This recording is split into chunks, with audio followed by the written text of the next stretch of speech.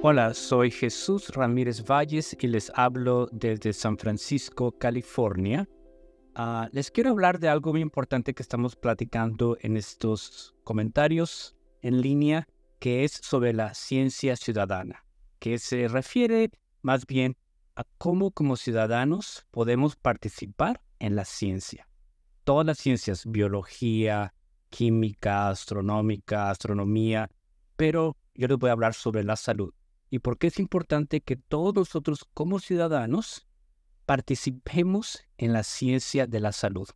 Uno no tiene que ser enfermero o enfermera, uno no tiene que ser médico o doctor, uno solamente tiene que ser ciudadano y participar en la ciencia. Hay muchos papeles, muchas cosas que podemos hacer como ciudadanos dentro de la ciencia, desde decirle a los investigadores qué es lo que deben de investigar, recolectar datos, analizar datos con ellos o simplemente participar como paciente en el aspecto de la salud. Es muy importante por dos cosas. Número uno, todas las decisiones que salen de la ciencia nos van a afectar de alguna manera u otra. Imagínense, por ejemplo, que el cambio climático que estamos sufriendo, que salga ciencia que nos diga que el agua no está contaminada y que por lo tanto debemos de tomarla sin ningún filtro. Pues esa política nos afecta a nosotros. O sea, debemos de participar en ese tipo de decisiones, con datos científicos, con los científicos. La otra es que en muchas ocasiones nosotros, los ciudadanos comunes y corrientes, aunque estamos más pegados a la realidad, sabemos lo que está pasando en nuestra casa, en nuestro jardín, en nuestra calle, en nuestra colonia, en nuestra ciudad, en nuestro trabajo. Nosotros somos los que nos damos cuenta si el agua está sucia, si el agua tiene un olor extraño, si tengo una alergia que no tenía antes, etcétera, etcétera. Y eso los científicos a veces no lo notan porque estamos un poco alejados de la realidad. Pero si estamos en un diálogo, ciudadanos comunes y corrientes y científicos en universidades o centros científicos hablando de una manera continua, entonces no existe ninguna barrera para que los científicos tengan acceso a nuestra realidad y que nosotros participemos en las decisiones que ellos están haciendo en base a los datos.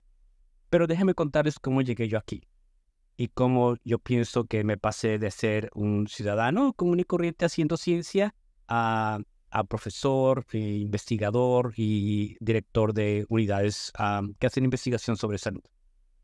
Yo crecí en Juárez, en la frontera Juárez en El Paso. Cuando yo crecí, la frontera era divina, llena de oportunidades, no era violenta, como se convirtió luego y ahora es un poquito mejor. Pero Ciudad Juárez era donde venían los inmigrantes, venían las maquiladoras y había mucho intercambio entre las dos fronteras.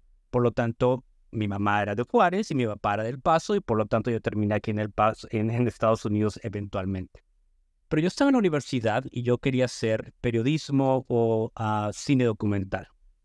Pero hacer cine documental es medio difícil, se tiene uno que pasar mucho como trabajando de mesero o trabajando en un bar y yo no estaba dispuesto a eso.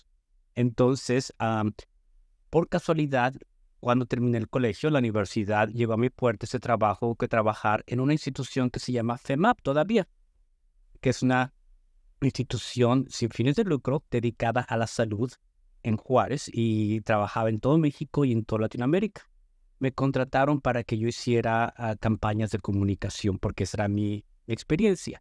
Campañas de comunicación masiva para muchos aspectos de salud. Uno era hablar a salud reproductiva, planificación familiar y el uso y sustancia de drogas. Entonces ahí encontré mi medio, yo estaba haciendo videos, anuncios comerciales, etcétera, etcétera, todo en favor de la salud.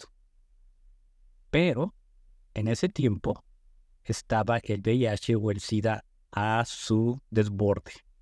Y yo, como un hombre gay, empecé a explorar la vida gay en Juárez y en la frontera. Y como muchos de mis compañeros y yo, no tuvimos otra opción más que meternos a hacer el trabajo porque nadie lo hacía en ese entonces. Ningún gobierno ni ninguna autoridad estaba dispuesta a meterse las manos en este asunto tan difícil como le llamaban. Entonces nos organizamos, hicimos unas organizaciones comunitarias para nosotros mismos, con nuestras propias manos, con nuestros propios papeles y con nuestras plumas, educar a la gente. yo, por mi trabajo con esta organización FEMAP, tenía acceso a recursos y sabía cómo se hacía el trabajo comunitario de salud. Ellos lo hacían principalmente en salud reproductiva, pero entonces lo que yo hice fue, de lo que aprendí ahí, aplicarlo al VIH y al SIDA. Y hicimos una organización comunitaria en el Juárez y El Paso para ayudar a los hombres, principalmente gays, y a la gente que se dedicaba al trabajo sexual.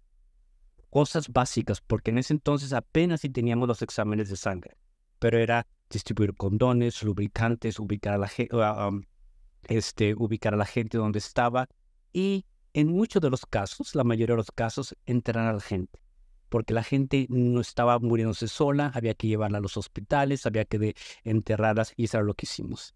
Y ahí, sin querer queriendo, pues me metí más a la ciencia y a las cuestiones de la salud. Y ese momento no es que haya cambiado mi vida, porque yo era joven, tenía 24 años o 23 años y estaba desarrollando mi vida. Pero ahí se me olvidó lo de ser cine, porque eso me abrió las puertas a la salud pública. Por mi trabajo y por la organización con la que yo estaba trabajando, empecé a conocer a investigadores de Johns Hopkins, de la Universidad de Michigan, de Harvard, etcétera, etcétera. Y fue como me di cuenta que mi interés en los medios de comunicación tenía un lugar dentro de las ciencias de la salud. Así que me fui a Michigan a estudiar mis doctorados, mi maestría y mi doctorado en salud pública. Pero en Michigan estaba, como inmigrante, se puede decir. Mi trabajo continuaba en la frontera y poco a poco me fui integrando más a la sociedad norteamericana y empecé a trabajar con poblaciones nativas americanas aquí en Michigan. Y luego me fui a Chicago, a donde ya me hice como profesor en la Escuela de Salud Pública. Y ahí fue donde regresé a hacer trabajo sobre el VIH y el SIDA aquí en los Estados Unidos con las poblaciones gay y con las poblaciones latinas, muchos de ellos monobilingües, o sea que solamente hablan español. Y de ahí hicimos investigaciones en Washington, en San Francisco, en Los Ángeles y, claro, en Chicago, sobre la prevención del VIH y sobre el estigma.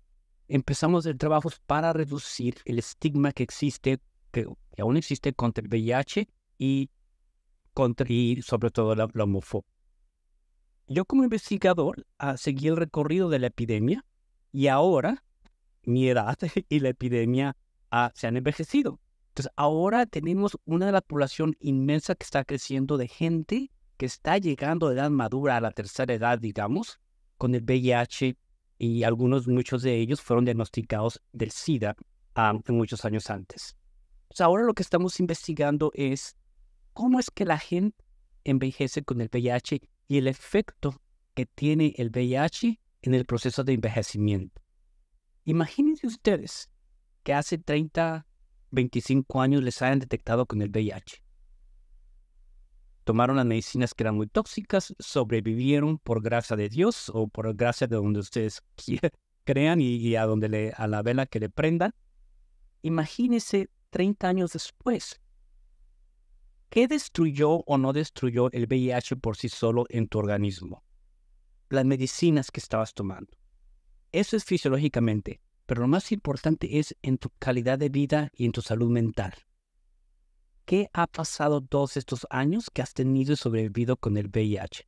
Es lo que estamos investigando ahora, pero siempre con un ojo en el estigma y en la discriminación. En la discriminación no solamente sobre el VIH y la homofobia, sino racial que existe en los Estados Unidos y a la edad madura. Porque en todos los países occidentales no nos gustan los viejos. Los echamos a un lado. Entonces, es lo que estamos haciendo ahora. ¿A qué voy? A que mi trabajo que yo empecé en Juárez me abrió estas puertas de convertirme en un ciudadano que estaba interesado en la ciencia del VIH y en la ciencia de la salud, a ser un investigador y a ser un profesor y a dirigir mis propios estudios. En mis estudios de investigación, principalmente aquí en San Francisco y en Chicago, lo que hacemos es participar, invitar a la comunidad a que participe en nuestros estudios. ¿Cómo? De muchas maneras, preguntándoles cuáles son sus preocupaciones principales. Cuando hacemos cuestionarios, que nos digan si las preguntas están bien escritas. Cuando analizamos los datos, preguntándoles si los análisis de datos que nosotros hemos hecho reflejan la realidad de ellos. Y lo otro es ya solamente compartir los datos y compartir los resultados para que las comunidades, en su caso son organizaciones comunitarias, los usen a la manera que ellos quieran para hacer sus propios detección de necesidades o para mejorar los servicios que ellos proveen. Entonces, la participación de los ciudadanos en la salud es bien importante. Y ahora en el trabajo que estamos haciendo en el programa que se llama All of Us, que es una iniciativa a nivel nacional del Instituto Nacional de Salud, que queremos crear una de las bases de datos mayores de salud que existen en el país. Esto ya se hizo en Europa y en Inglaterra con mucho éxito. Y toma un par de cuestiones, me toman un par de muestras de sangre. No solamente obtengo resultados de laboratorio que me interesan a mí gratuitamente, sino que estoy contribuyendo a que mis datos sean parte de esa base de datos a nivel nacional, donde puedan investigar a gente como yo, que los laboratorios y las medicinas que salgan a resultado de estas investigaciones reflejen mi realidad, mis genes, mi mexicanidad, si ustedes quieren, y mi español. Los invito a participar, a que se informen sobre All of Us y que todos de nuestra propia manera, de lo que podamos hacer, nos interesemos en la salud y en participar en las decisiones de salud individuales y saludes públicas. Gracias.